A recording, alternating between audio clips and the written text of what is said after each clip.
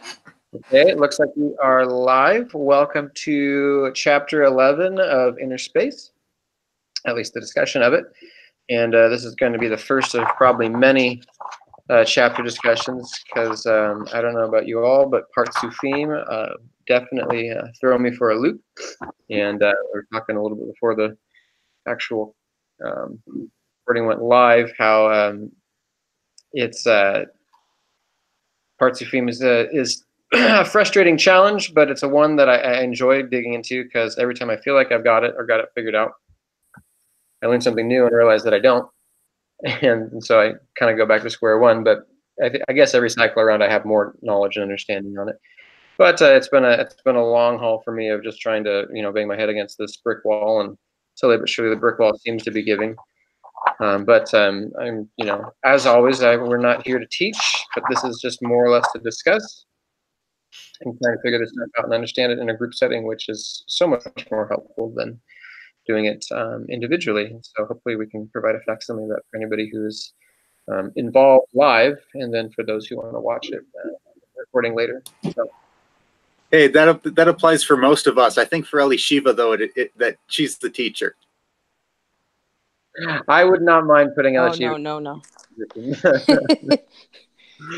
I feel that way about, but I will let. Yeah. Anyways, for me, I'm not teaching anything. So. All right. Well, without any more ado, let's get going. I'm just going to read through this first section here, and if anyone has any illumination on it, interrupt me. Please don't feel like you got to wait for me to pause. And I've got a couple questions that I'll stop as well. So here we go. We're on page 92, chapter 11, the Partzufim. And this section heading is the spiritual blueprint. This chapter involves some difficult concepts. Before we start developing this subject, we should quickly review the terminology and interrelationships. For the comprehension of this subject, it would be best for the reader to master this before going on to the explanation that follows. Originally, there were 10 Sephirot. When these 10 are divided into 5 groups, we have A, Keter, B, Chochmah, C, Bina, D, the next 6, and E, Malchut. As we discuss these 5 divisions parallel the letters of God's name. Keter is the little point or apex on top of the Yod, Kutzkel Shel Yod.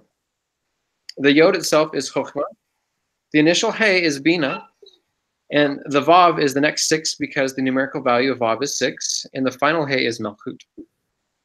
This division of the Sephirot into 5 represents the root of all 5s. For example, it explains why there are 5 levels of the soul, 5 universes, and even 5 books in the Torah. When they are rectified of the evil resulting from the shattering, each of these 5 groups of Sephirot becomes an archetypal persona, a Partzuf. And I'm just going to pause here real quick. I think that concept of archetypal persona is probably key for me unlocking the next layer of understanding of this. My side note. The basic idea of a Partzuf involves the concept of awakening from below. As Partzufim, the Sephirot must earn what they are given by giving as well as receiving. This is the mystery of all tikkun rectification. When light is given to the Sephirot without any participation on their part, they shatter. It is only when they are rebuilt in the image of man, which includes male and female, giving and receiving, that they can endure. Thus, a Partzuf is characterized by its ability to combine disparate elements into a unified whole.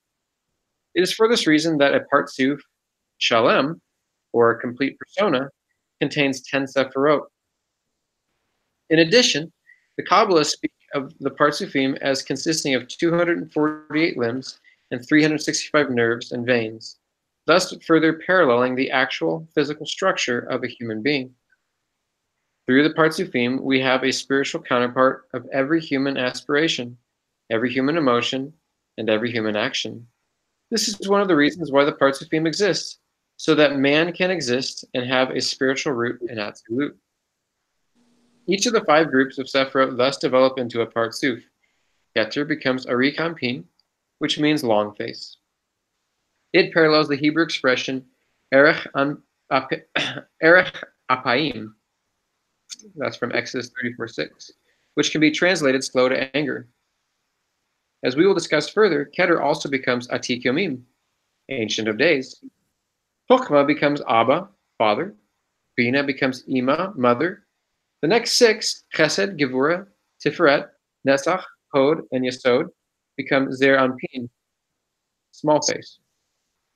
Finally, Malkut becomes Nukba of Zer Anpin, the female of Zer Anpin. Nukba is the Aramaic term for the Hebrew word Nekeva, feminine, referring to Zer Anpin's bride. It is the ultimate feminine aspect. Even after becoming a Partzuf, Nukva is also referred to as Malkut. The terms used for the Partzufim are found in 3 of the most opaque books of the Zohar. The Sifra de Zeniuta, probably butchered that one, concealed book, the Idra Rabbah, Greater Assembly, and the Idra Zuta, Lesser Assembly. These mysterious portions of the Zohar contain much anthropomorphic symbolism. It is here as well that the Partzufim are spoken of as constituting a kind of archetypal family matrix. Arik Anpin is the grandfather, Abba and Ima are the father and mother, and Zer Anpin and Nukva are the children. Together they contain every element necessary for creating a complete human being. Furthermore, in contrast to the primitive Sephirot of Nekudim, the system of Partzufim induces us to the dynamic process that involves God's unfolding plan for creation. These Partzufim constantly interact with each other in an anthropomorphic manner, combining and separating, expanding and diminishing, in order to execute the plan. In particular, the twin Partzufim of Zer Anpin and Nukva are represented in various states of gestation, birth, nursing, and finally maturity, depending on their capacity to transmit divine sustenance to the universes that lie below them. Ultimately, the Sephirot and Partzufim represent different aspects of God's relationship with man and creation. Since this relationship is a dynamic one, it is best described in anthropomorphic terms, which allow us to relate to God in a very human way. The truth is, however, that these anthropomorphisms are in no way meant to refer to God himself. By way of analogy, they are like a series of minute filters that God created in order to allow us to draw near to him and still not be obliterated by his infinite light. When we now take these filters themselves and examine them, they can be seen as complex spiritual structures that are coded to perform certain specific functions. Taken all together, they resemble a master computer program that contains all of the information necessary to fulfill God's primary purpose of bestowing good upon man. Using the analogy of the computer, let us say that we wanted to design a man. We would first make a sketch, and then a detailed blueprint. If we wanted to achieve more sophisticated results, we would have to build a gigantic computer that would activate literally billions of machines to execute the project. We would have to feed this computer a complete program that would include every detail of this man. This is exactly the way the biblical account for the creation of man reads. Vayivra Elohim et ha'adam betzalmo. That's Genesis 1:27. This is traditionally understood as God created man in his image. However, the preposition be can mean in or with. And in this case, the correct meaning is with. The verse really means God made man with his image. Rashi's understanding of this verse points to his conclusion. Since God cannot be described in terms of any image, his has the function of a possessive adjective. So his here, the word his, has the function of a possessive adjective, and the verse is referring to an image God created. If you understand this, Rashi correctly, he is saying that the Zalem image is the blueprint or the prototype that God created according to which he made man.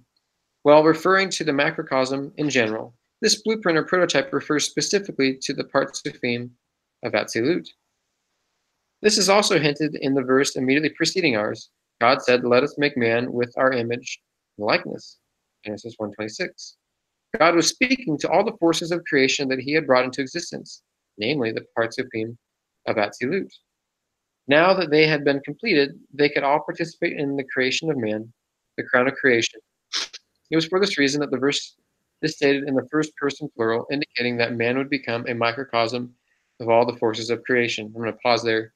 It just reminds me of how the sages talk about man being a universe in and of himself, and every human being being a universe, as well as the idea that Torah preceded creation. That like the sages say there's seven things that precede creation. Messiah being one of them, repentance being one of them, Torah being one of them, and how like that Torah, at that high level, we're looking at the blueprint, which we've talked about before as being, Adam Kadmon, so to speak. It's that primal blueprint that everything kind of comes through. So he's kind of just bringing that concept back up here and applying it to the Partzufim, that this anthropomorphism still shouldn't be looked at as being, literally existing, like God is literally father or mother.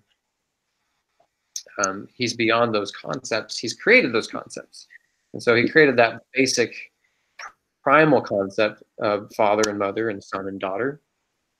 And then he relates to us. We're obviously, a much further Zimsum, so to speak, on down the line. And so how, the way that's the highest way that we can probably relate to him personally on is at these Partzufim levels of, these basic archetypes, so to speak. But the archetypes themselves are not God. He is not father or mother. Rather, he is something, at his true essence, whatever that is. Can't really even describe that word to him at that highest level. So, anyways, back to the book. The divine name Elohim mentioned here contains 5 letters. According to the Ari, the 5 letters of this name again allude to the 5 Partzufim of Atzilut. Aleph would be Ari Champin. Lamed points to the verb lomed, or learn, and represents Chokmah, Abba. He corresponds to the 2nd letter of the Tetragrammaton, and thus would be Bina, Ima.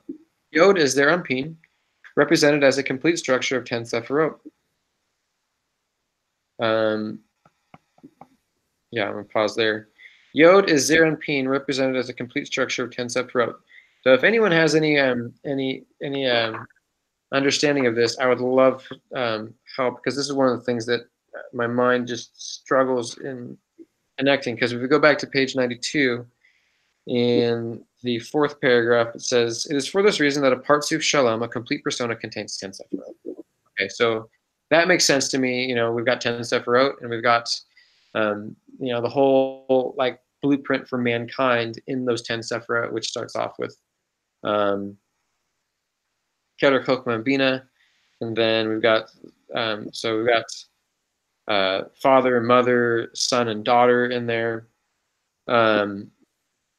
I can see that that kind of making sense there. But now we're talking about just Zeron Pin, which is son, which is the 6, right? Zeron Pin is represented by 6, which is what is it? Hesed, Gevur, and Tiferet. Hod, Netzach, Hod, and Yesod. So right here he makes the statement, so that's 6, right? So to me, that's not a complete Partzuf Shalom, right? But then he says,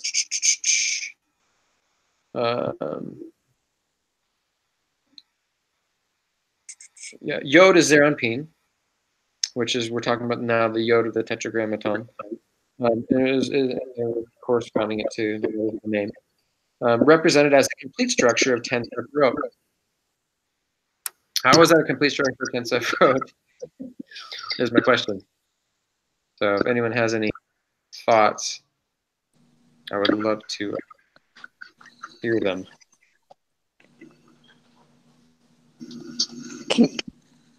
Can you explain your question a little bit more? So you're saying? Yeah.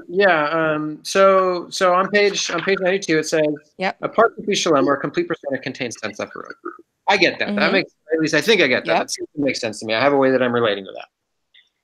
But then on page 94, we have, and this is the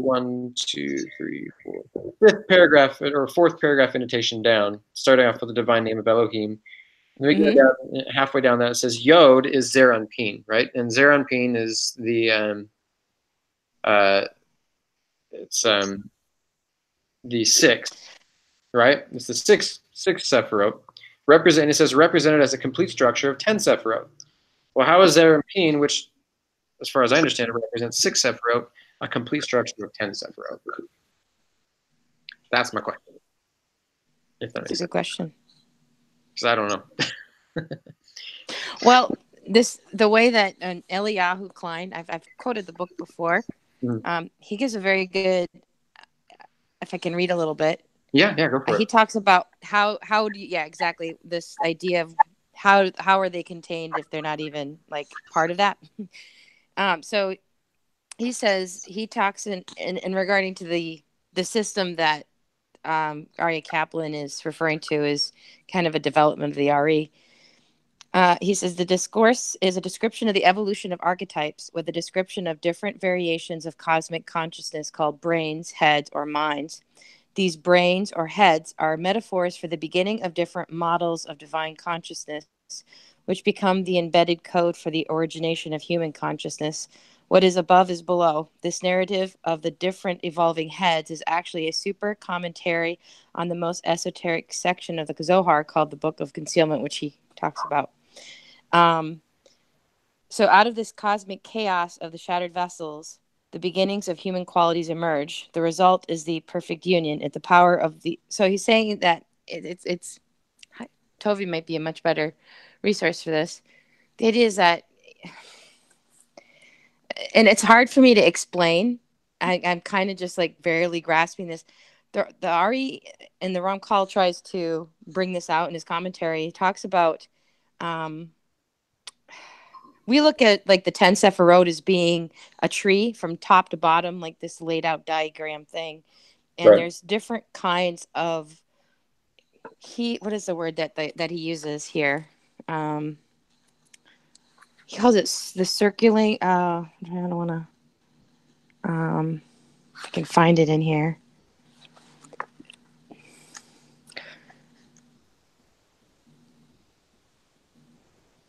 So he calls it, so the lower come out of the 10 internal and 10 encircling Sephiroth. So you can look at them as like almost like an atom. You almost like the way he describes it. And I sat down, I actually bought a notebook to try and map some of these concepts out because, using direction, like the left and right and the middle, as being, your orientation towards, chesed and gevura, trying to map these constructs out. But when I think of the Sephiroth, I'm thinking of this really beautiful diagram where they're all mapped out for us. But he has this idea of this encircling Sephiroth, which almost seems like an atom, almost like a universe, like a planetary enclosed system. And when I read further in Eliyahu Klein, it's like they are part of the system, but like your consciousness, your sense of self, while it might be created and contained within the brain, it really isn't within the brain. It's something that is and isn't a part of you. It's something that extends beyond your physical reality of your body. It seems to be like something that transcends your physical body. If consciousness lives outside of the, if when you die, your consciousness continues, it means then that body is not the sole container of this consciousness. And so when he uses the word minds and brains and for some of these higher constructs, they seem to be part of, but not part of the 10. They supersede this other aspect. And the way the RE relates to it is there's certain elements of the Sephiroth they can transmit, but they don't directly interact with each other. It's like I said, it's really hard for me to understand that. How does he say it here? Let's see if he has it in here. He has it at the end.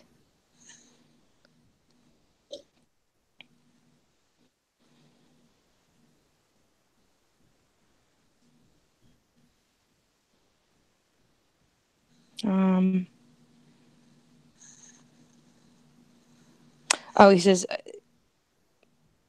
the idea of this back to back, like, and how they relate. Some of them are face to face, and others are back to back or sides of each other. He says the physical phenomenon. It's not a physical phenomenon, obviously, because this is a very esoteric concept. All of this points to the understanding of the evolution of consciousness at the onset of creation. This is a narrative about how light is distributed throughout the universe. At first, divine light is direct, and the energies that are created to receive this light are sustained by this light. However, as this light descends into the lower realms, the instruments created to receive this force do not have the capacity, and when they do receive, they cannot receive from each other directly. They must face away from each other. Only later on in the process of creation can these two primary vehicles turn to face each other. This is initiated by the moment of the great severing or separation. This creates an autonomy and ultimately the capacity to receive from each other. At this moment, the phenomenon of direct consciousness manifests in the world. This divine force becomes embedded in human beings as a power to ultimately become aware and attain God consciousness. And one of the things I wanted to point out is that third paragraph is the whole concept of the bread of shame, like why we have to earn our reward, why we have to be, partakers of the system. We can't just be sole recipients. It would destroy us. Right. So that was why the shattering of the vessels happened in the first place. Exactly. Repeat that. To be merely recipients and not able to reflect and give and transmit this light, then we would just be destroyed in the process. Right. Right. And then a further level of Zimzum would have to pick up those sparks and put them back together. Are you seeing? Are you within that? Because I was doing my best to listen. Are you seeing within that an answer to why Zeranpin would be representative as a complete structure of 10 Sephiroth? Because it contains this higher mind. Toby. So Zeranpin, the question is, if it's a combination of the 6, why is it a complete structure of 10? I'll read it for you. So is the Arya Kaplan's Yod is Zeranpin, represented as a complete structure of 10 Sephiroth. Thus, Yod being the name Elohim, not from the tetragram. Yeah. You're going on the divine name. The divine name mentioned here contains 5 letters. According to the Ari, the 5 letters of the name allude to the 5 Partzufim. Are you listening, Toby? Atzilut, Aleph would be Arik on pen. Lamed points to the verb lomed, learning, represents Chokmah Abba. Hey corresponds to the second letter of the tetragrammaton, and thus would be Bina, which is Ima. Yod is there on pen, represented as a complete structure of the 10 Sephiroth. How can you be the 10? How can you be the complete structure of the 10 Sephiroth?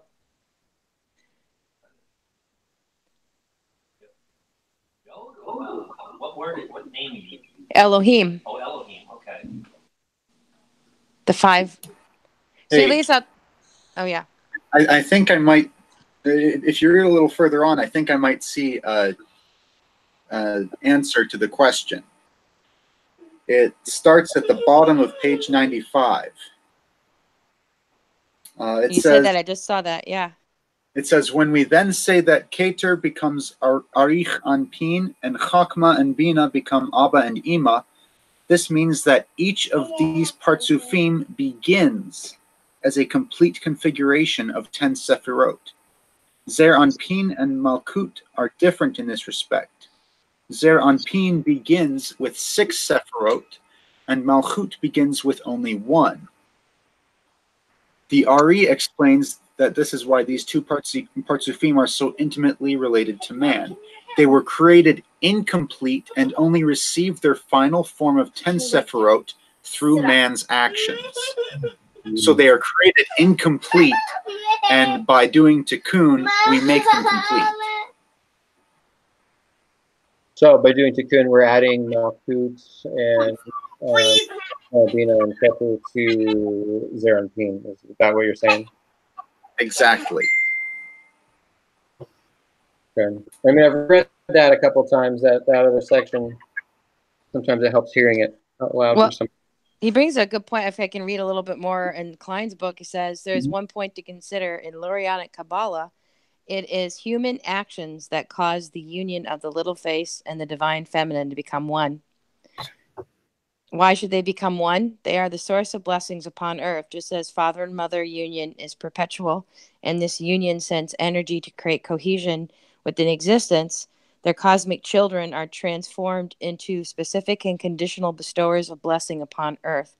Even more specific, they are the cosmic results and effects of the way the children of Israel fulfill their agreements and covenants with God, a covenant that began with Abraham and thus sealed at Sinai and is renewed in every generation. And he goes into a really long section on how vows, there's a deep Kabbalah to vows, and how they're they have a deep cosmic relationship with the nature of Hashem, and it must come from that they, like you said, like he was saying that there's an incompleteness there. That's a good point. Is there in Peen represented as a complete structure of 10 separate elements. And so here we're talking about the divine name Elohim or Elohim. Mm-hmm. I wonder if that also has something to do with that being the Zeranpin being a complete structure of 10 separate, rather just being regular. If there's something to do with that coming from the left side, which would be the side of Gevura, which is Elohim is on that side. Well, that's what I was gonna say. That was the way, like, oh yeah, like we were talking about this the other day. That Elohim and these, we're talking like we think about the configuration as always being this set way from Keter down to Malkut, but it's not. That's not the way they act, and that's when you have this idea of the circling Sephiroth, that all of the 10 are contained within each other, but one takes preeminence over the other. It leads the show. Yeah. And so the flow isn't always from Keter down. These triads, these personifications and how they join together create different it's like DNA. You have four proteins combining together to create amino acids that code for every living organism on the planet. And it's just, it's either DNA or an RNA. It's 5 different proteins, and it's amazing what complexity you get out of this kind of structure. And I always see these Sephiroth as like the spiritual, not even spiritual DNA, like the cosmic DNA that manifests reality. They're imprinting, and therefore they're change. If you think with 4 different proteins, how much complexity we get and how many variations we get in life, you've got 10. You can't even imagine how that changes the system. Excuse me. So we were just talking about this other day. When I was reading about, like you said, Elohim and Gevura, and when Gevura just completely goes off on its own and it takes precedence, and what happens when Gevura skips right down to Bina and then right down to Hod, and this becomes its own triad of complete judgment without any tempering of the middle or the right side at all. Yeah. And so I've always, yeah, and this is how I've kind of started to look at that. You have these triads or these alignments that work to bring about specific realities that like encode for specific situations, or constructs that bring about realities in human nature. Like, why is it male and female? How come we give birth and nurse and pregnancy and procreation, all of these really, these mundane parts of biology, but they really have, and when you read the RE, they have a very deep mystical connection to the very nature of how Hashem relates to mankind, and how these different aspects of God relate to each other. And the other thing is, he talks about the shattering of the vessels just before that. Is the idea is that the shattering of the vessels in this previous, to bring about our creation, like the Malkut of that universe seems to be the Keter of ours, and it's incomplete. Right. You've kind of got me thinking on something, connecting back to the name Elohim. Elohim coming from the left side, right? We know that the bread of shame, is the way. How do we deal with the bread of shame? Right, we deal with it through doing work. We don't deal with it through grace. Right, grace is actually the ability to do work. So if we look at grace, so to speak, which would be the right side, grace would be the environment that allows us to even do work. And I'm thinking, I don't know that this is correct. So follow along with me and tell me if I'm wrong. So as souls that pre-existing the Zimtzum, pre-existing,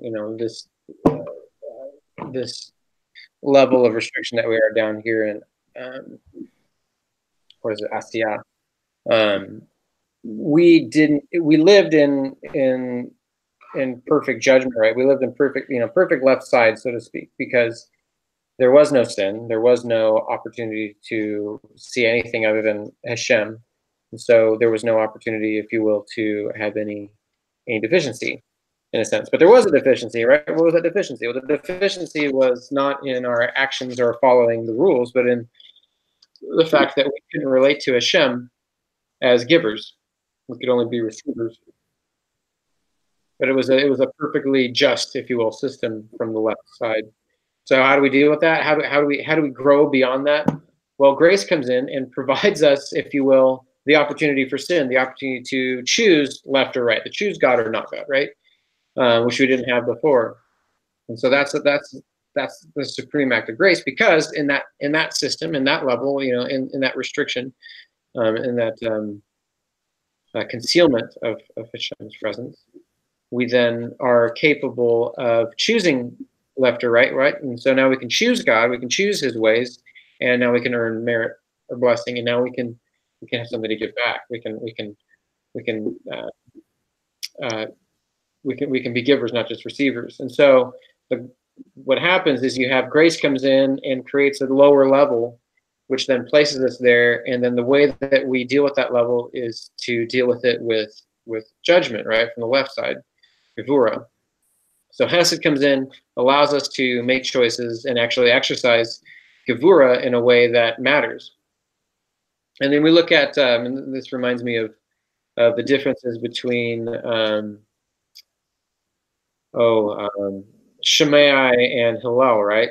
Shammai was from the left. Obviously, he was very, very much, a strict.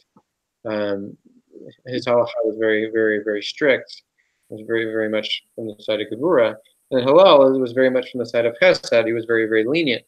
And the back hole, the voice that the heavenly voice came out and said, both these and these are both the words of Hashem. But the halakha follows with Hillel for right now. But it also says, and I don't have reference for this right now, I apologize, I'm just working off my fuzzy memory, is that in the time of Messiah and beyond, that the halakha of Shammai will actually be in effect. Which seems to indicate and seems to kind of parallel this concept of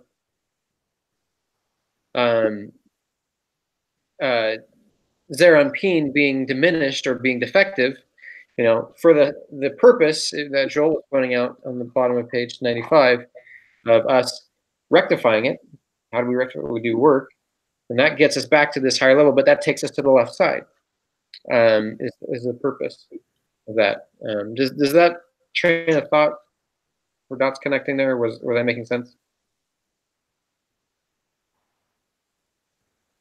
Yeah.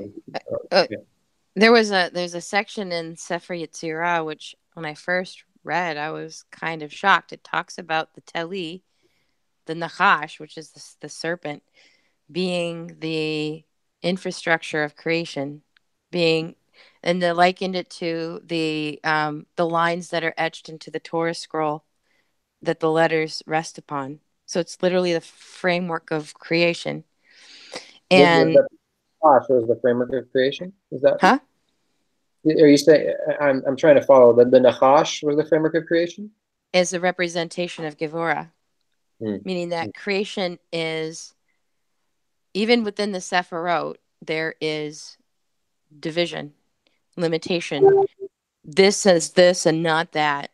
This becomes that, and that is Gevurah. That is bringing boundaries and structure to a chaotic chaos. And that's the whole idea of the redeeming of the shattered vessels, is that tohu vavohu. It's this creating vessels to become recipients out of the shattered, the shattered remnants of those that couldn't give back, but could only be the ultimate receptacles. And that in our world, even within the Sephirot, there are boundaries, and these hang on this cosmic infrastructure. I would say of the Teli, this idea of boundaries. It's represented as, the dragon, or that the path of the Mazal, the zodiac, the signs, the what is the word I'm looking for? It's the idea of the sun going through all the signs, and the Teli, this dragon, that all of creation hangs on. But the other place you find this word of hanging Teli is Zeranpin, the beard of Zeranpin. They're kind of like there's this deep connectivity between these higher levels of consciousness and Gevura. And like you said, there's this deep idea of Chesed being necessary to give us the arena, but the concept, but Gevura makes it happen in reality. It's is only secondary to the primary purpose. It only allows the primary purpose to have merit. Yes, but it's this relationship, and that was something that I was listening to Kesson and his two new shiurim. He's talking about that. The idea is that evil really, maybe it was it Kesson, or was it, anyway, it was I was listening to a shiur about the idea is that evil really, even as far as evil's gone in this world, it's still within the bounds of evil, and it's still fulfilling its function and its role. And and in this world, Hesed can't exist without Gevura. In the world and above us, and in Olam Haba, we don't need Gevura to understand Chesed, or to partake of that level of God's light. Okay. But in this world, Chesed, God's goodness, can't exist without Gevura and evil, without judgment and deficiency. As there would be no structure, there'd be no form, there'd be no sense of self. The very ability for mankind to have an identity that says I am apart from God is brought about by the Nachash, by this this structure, this entity that brings structure and form into the world. So then that makes me kind of question what I was saying earlier is, would we describe the Olam Haba that we came out of being primarily Chesed rather than Gevura? I mean, I guess I could see it that way as well.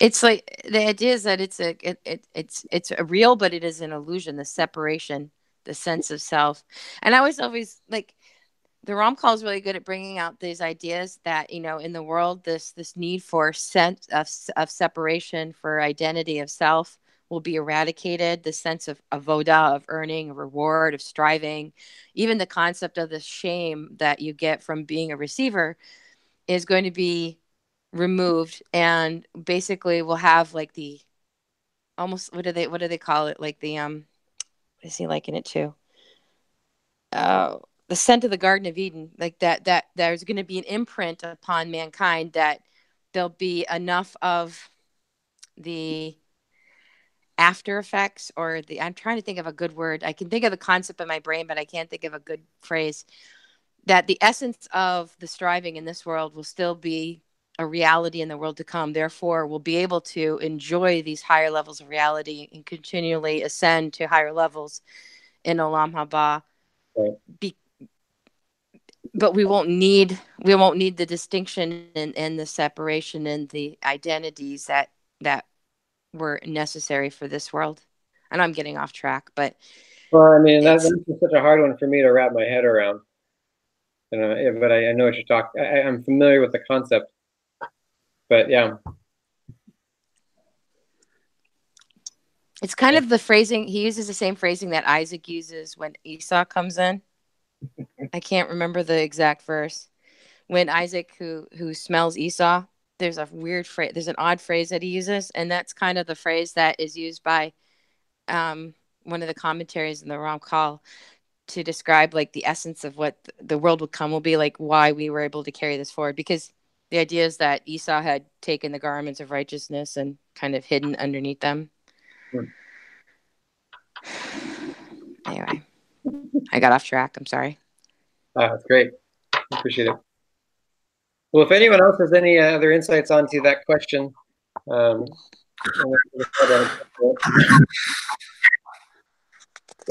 not, I'll keep reading. Well, with that, I'll just throw an and I don't know if I'm thinking about this correctly or not, but at least as we're reading it, as I'm envisioning these possibilities, and how we're looking at Zeranpin, in a sense, the only way that my head is wrapping around the whole idea of Zeranpin being 6, but then Zeranpin being 10 is just like what Joel was saying. It has to do with the rectification, how we build on it, and so in that sense, it's directional. So when things are coming down toward Malkut from Zeranpin, they look one way. It's a sixfold manifestation to make its way to Malkut. But, and I'm not saying this matter of fact. It's kind of delaying what my mind is envisioning. But as we are ascending, in a sense, from, and I'm talking in terms of rectification, soul rectification. And if we are ascending, then what we're basically doing is we're rectifying Zeranpin in a way that elevates it, almost gives it a new soul. And we almost need to make that connection, that new soul connection, to get above Zeranpin. And so in that sense, then it builds new aspects into it, okay, for that ascension. And so in that sense, there is a cater of Zeranpin, in which its ultimate manifestation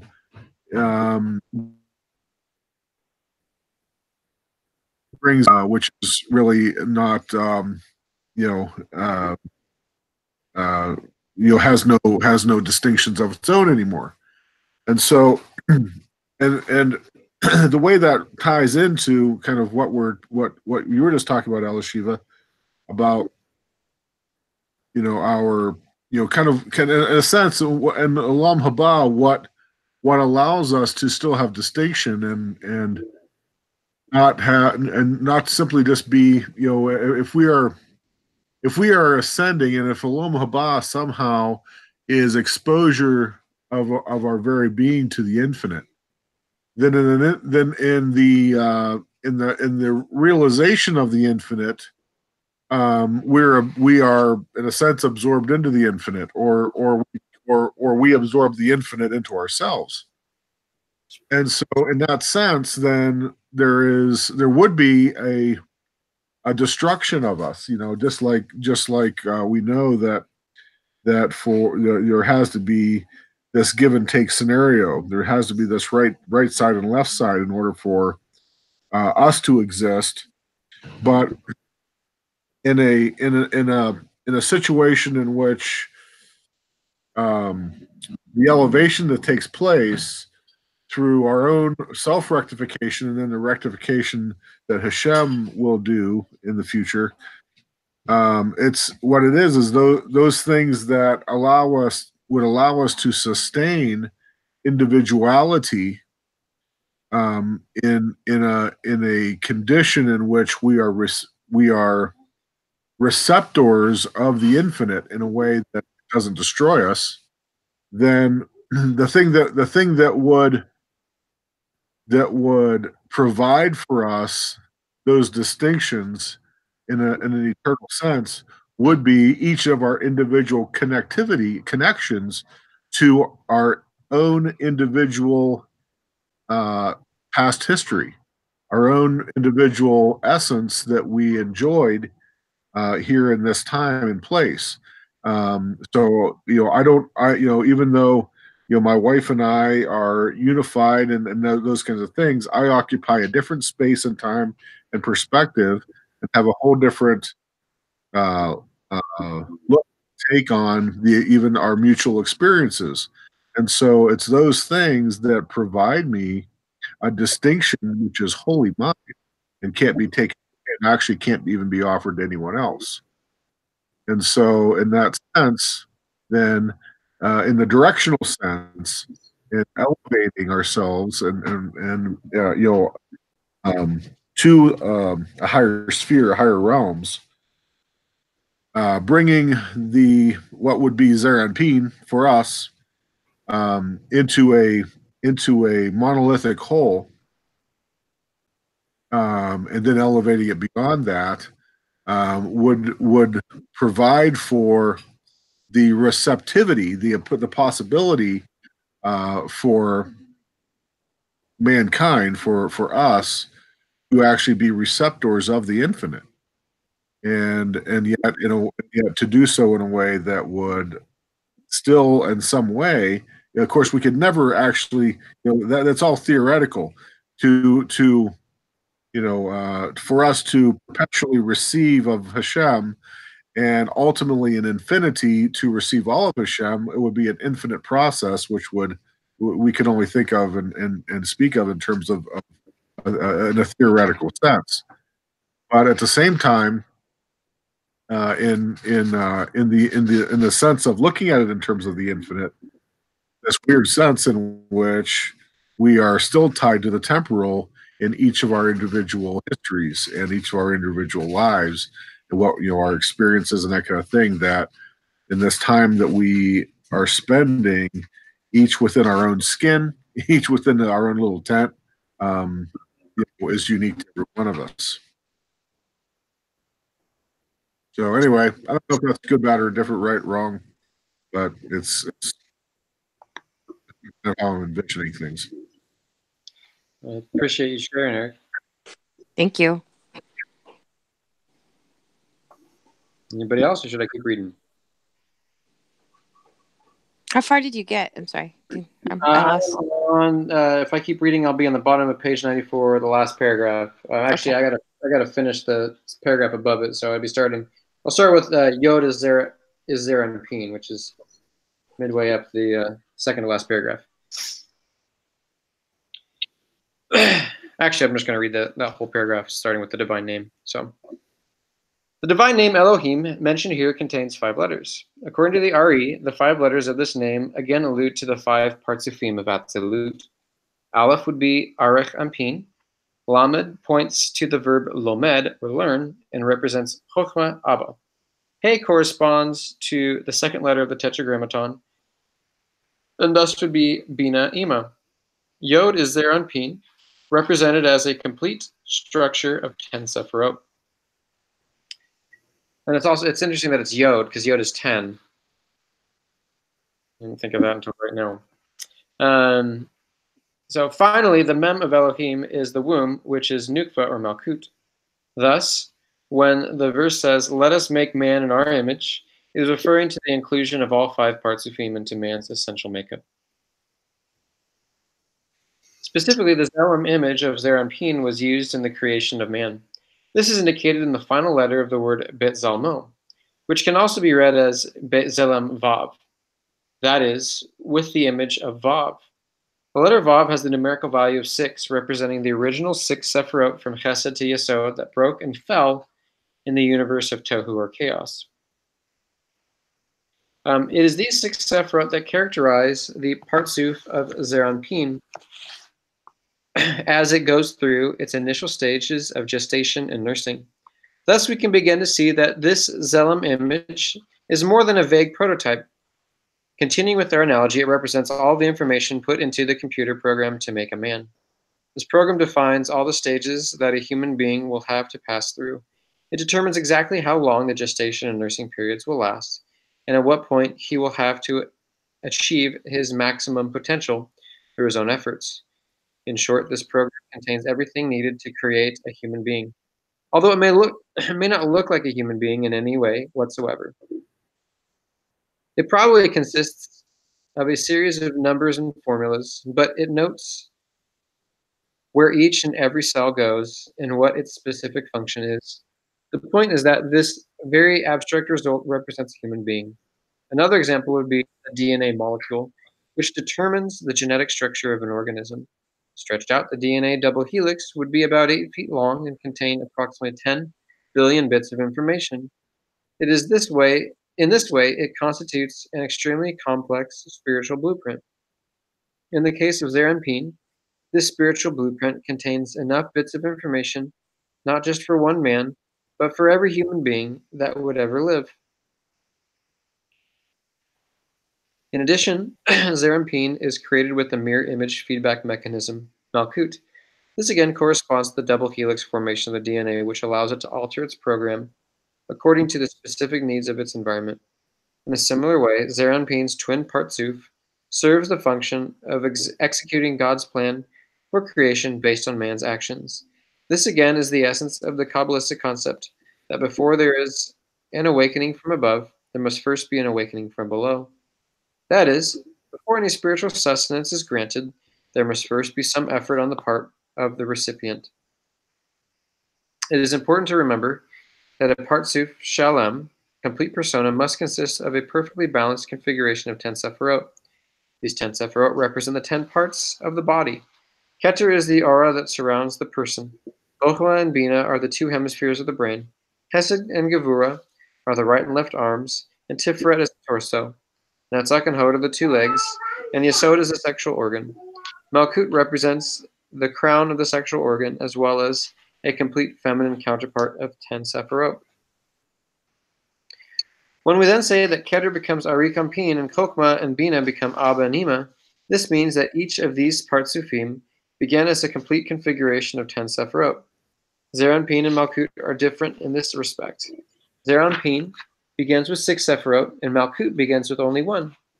The Ari explains that this is why these two Partzufim are so intimately related to man. They were created incomplete and only received their final form of 10 Sephirot through man's actions. All the Partzufim, to some degree, but particularly Zerampin and Malkut, relate to humanity for the simple reason that they are precise spiritual parallels of man. Not only do they relate to man, but man is able to relate to them in a very human way.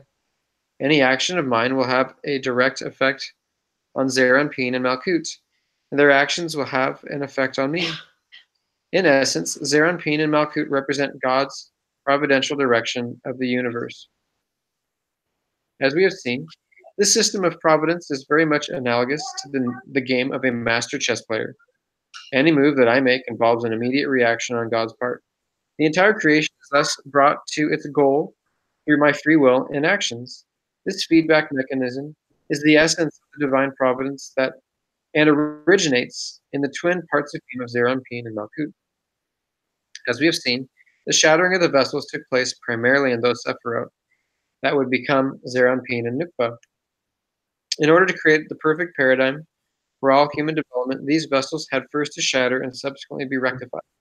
This process of losing the light and receiving it again through an awakening from below would then constitute the major important parallel between these two Partzufim and man. This parallel is brought out most clearly in the Talmud's description of the human embryo. The Talmud teaches that before a child is born, while it is still in the womb, it has a lamp over its head with which it learns the entire Torah and sees from one end of the universe to the other. At the moment of birth, an angel strikes the child's mouth, causing it to forget everything it had learned. Thus, originally, before birth, the light is simply put into us, and we do nothing to receive it. There is no awakening from below. Consequently, there is a shattering, and we lose the light when we are born, just as the original vessels shattered and retained only infinitesimal sparks of the original light. Thereafter, we have the more power. Thereafter, we have the power to build up the light in our on our own and become ours. Sorry, butchering that sentence. Thereafter, we have the power to build up the light on our own and it becomes ours. Moreover, through an awakening from below, the entire spiritual dimension is rectified. It is through our deeds Partzufim are ultimately able to receive and transmit God's light to all the Olamot universes. Thus, although all 5 Partzufim represent the basic prototype of man, the possibility of man being the initiator of the process of tikkun rectification originates specifically in Zeir Anpin and Malkut. Together they constitute a complete program that makes man the focus of creation and a partner in its completion.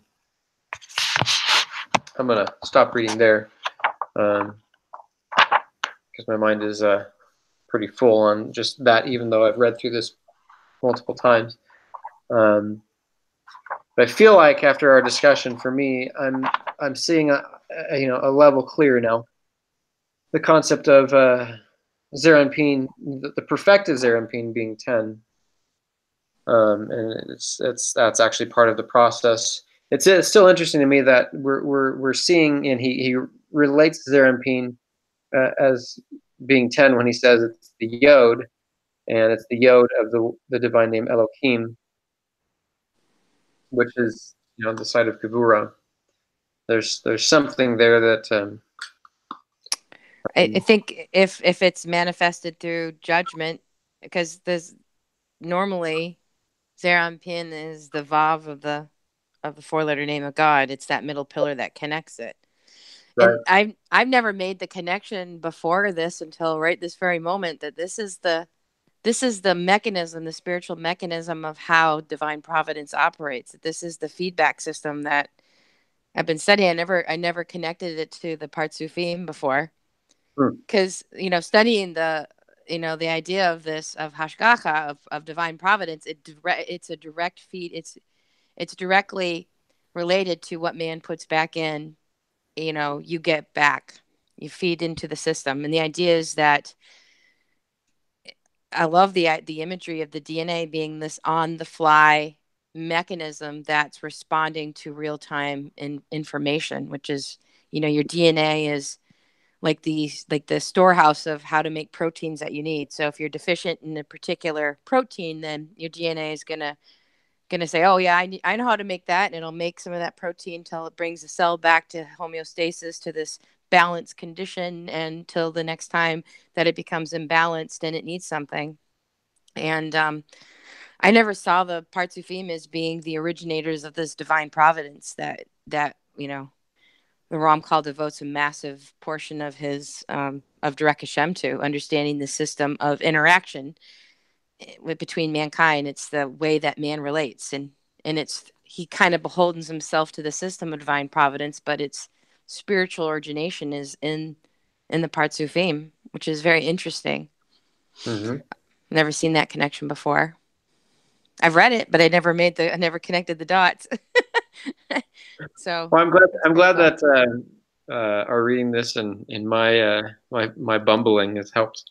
It's been awesome. No, this study's been an immense blessing in many ways. Like connecting these dots has been a very nice. It's been a huge blessing, but it makes sense now. I kind of can relate to the Partzufim a little bit more because of the study of Ramchal. Like it makes a little more sense now. Mm-hmm. It's interesting because he says that you can fall into the mechanism of mercy if you. So the Ramchal is very clear. Like when man is doing everything that he's supposed to do, then you receive the merciful aspect of divine providence. That means that you're putting in tikkun and repair. You're putting in good things, and so you're purifying the stream. And when it comes back down, and around, then you're getting pure water. But when you're polluting it, then it comes back polluted and poisonous, and it kind of contributes to even more darkness, even more damage.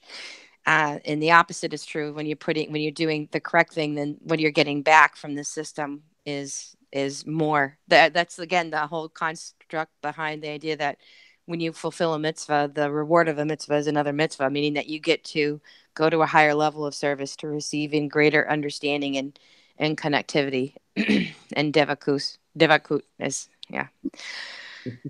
But it's interesting that that's the real time mechanism is these partzufim. Because I was just having this big discussion about when the flow doesn't always go like we think it should in the traditional diagram of the Sephirot. Like the big one I was having yesterday or the day before with Tovi was this idea of what happens when that left side completely breaks off and does its own thing and there's no tempering whatsoever, and what would activate that triad of giver, giver a bina, giver a divor, and hod. What would activate that left triad to do something? I have no idea. That's a good question, though. Well, one of the activations, there's two. I think that the answer is like these two very mystical concepts in the Torah is the idea of Moshe and the bronze serpent. So Hashem sends these serpents to bite them and they're dying. So Moshe makes a bronze serpent. When they look upon that, then they're healed. And so we get this mystical connection between the Chash and Mashiach through Gematria. But then there's another odd concept that is used to relate to the same idea, is that the person who is Zarat, who has leprosy, as some translations say, he's impure from the spiritual affliction. If you're like 99% covered with Zarat and you have 1% of your flesh is still there, then you're considered unclean. You need to be cast out from the. But if you're 100% head to toe covered in this affliction and there's no healthy skin, then you're clean. And so the idea is that this is the same idea construct in the system, is that if you're either one extreme or the other, then you're considered pure, because that at that point the system kicks in. There's a specific aspect of the system that comes in and takes precedent over you. And like that, and that, and Dot Tavanot brings it out even clearer that that man can descend to the point of almost being annihilated, and then he's worthy of redemption. Or we can elevate ourselves to tikkun and service of avodah of Hashem and refine and purify ourselves to the point where we're worthy of redemption. That we awaken Hashem from above through either becoming completely impure or becoming pure. The awakening can happen either way, but the part that you're awakening is very different. Yeah. It's still a challenging one for me, because you think of like someone like a Hitler, right? Was he 100% Zarat? Can we even apply that to someone like that? He's like a modern day Haman, right? And I mean, obviously, we know that the one of the main lessons from the Haman narrative and the Mordecai narrative is that Baruch Hashem when you see Haman, and Baruch Hashem when you see Mordecai. Yeah. So it's interesting. Tovi, have you heard of the idea of Zera and Pin being activated by, like, I know it's Zera and Pin supposed to be the middle pillar, right? Well, it's a 6 Sephirah. Okay, the connectivity between the above and below. So when would Zera and Pin ever relate to Elohim? When would Zera and Pin ever relate to the name Elohim?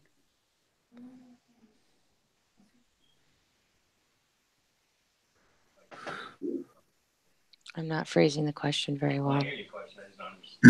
Perhaps when we rectify ourselves to the degree that we can fulfill its meaning within ourselves. If Zera and Pin is cut off, then Elohim judgment becomes stronger.